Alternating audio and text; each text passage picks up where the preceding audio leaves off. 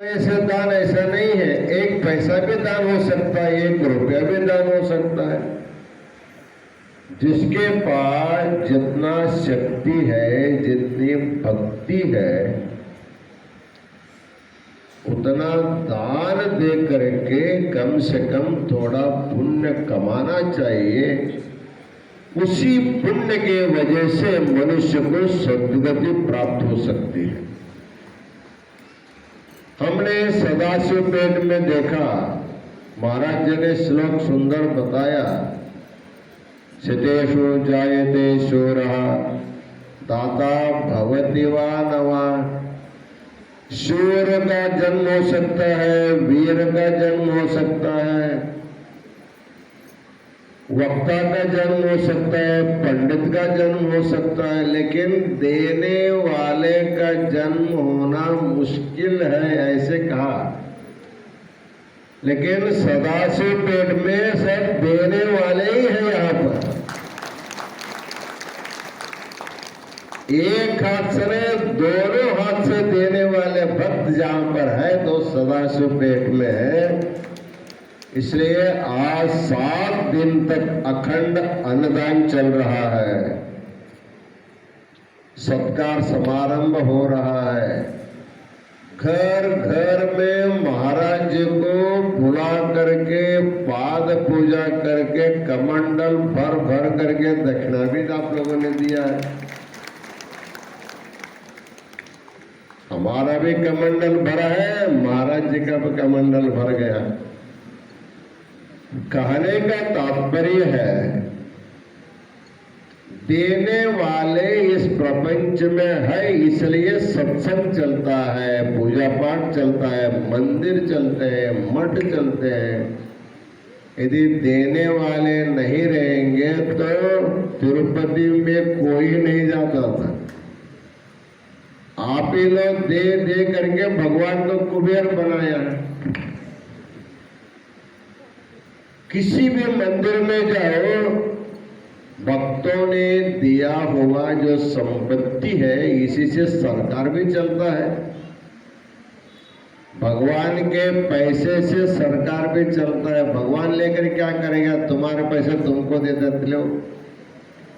इसलिए देना एक अच्छा सद्गुण है। अन्न देने का सामर्थ्य है, अन्नदान करो। वस्त्र देने का सामर्थ्य है, वस्त्र दान करो। सुवर्ण दान देने का सामर्थ्य है, सुवर्ण दान करो। कुछ भी देने का सामर्थ्य नहीं है तो अच्छे विचार का भी दान करो। मन में अच्छा विचार रखो, उसी को दान करो, उससे भी अच्छा होता है। इसलिए जीवन में कुछ न कुछ करके धर्म का संपादन करना ही हमारा जीवन का लक्ष्य होना चाहिए। सदाशिव पेट के भक्तों ने आषाढ़ मास के पवित्र मास में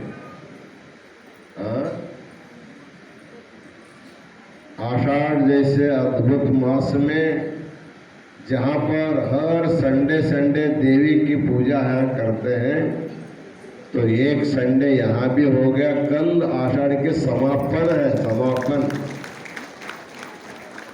हमको लगता है तेलंगाना में जब भी आना होगा आषाढ़ मास में आना चाहिए। आपको भी समय रहता है सुनने के लिए। कल्याण मंडप भी खाली रहता है, कोई शादी नहीं, कुछ नहीं। इस पर चील मल्लन्ना उनके सभी लोग अच्छा विचार करके आषाढ़ मास चुन लिया, 7 दिन का कार्यक्रम लिया।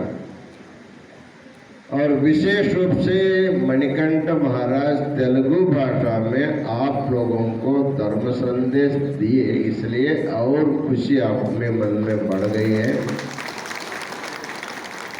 जब जब आपको उनको सुनने की इच्छा होगी तब तब बुला बुला करके उनका प्रवचन आप सुनते रहो। ऐसे शुभाशीर्वाद देते हुए इस कार्यक्रम के तन मन धन से जो भी सेवा किया है उन सभी सद्भक्तों को, सत्कार मूर्तियों को इतना देर होने पर भी शांति से बैठ करके सुनने वाले आप लोगों को अनंत मंगलाश्रय प्रदान करके एक विशेष है हमारे जो संगमेश्वर के बारे में महाराज जी ने बताया।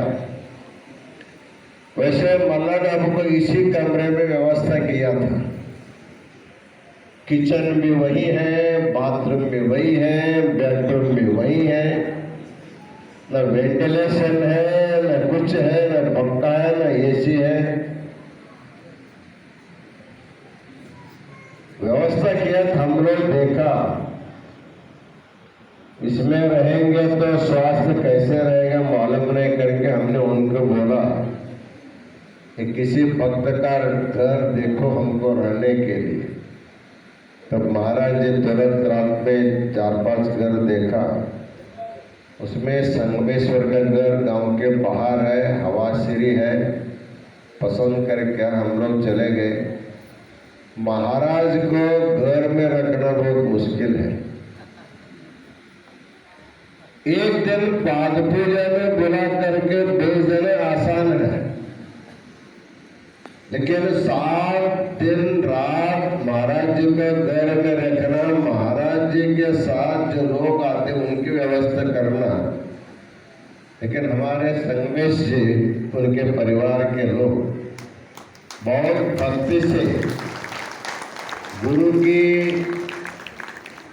शिवाचार्यों की, हमारे शिष्यों की दर्शन करने आने वाले सभी भक्तों की बहुत सुंदर व्यवस्था करके बड़ा पुण्य उन्होंने कमाया है।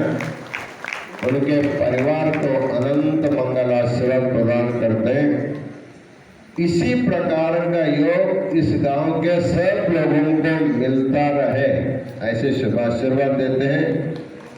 आज एडल बाजार के बसवेश्वर देवस्थान के भक्तगण भी आज बहुत बड़े पैमाने पर महाराज जी का स्वागत किया, पाद पूजा करके प्रसाद की व्यवस्था किया।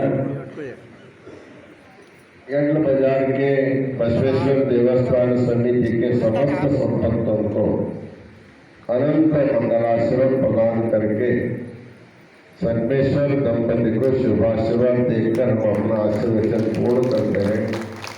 ओम शांति शांति शांति।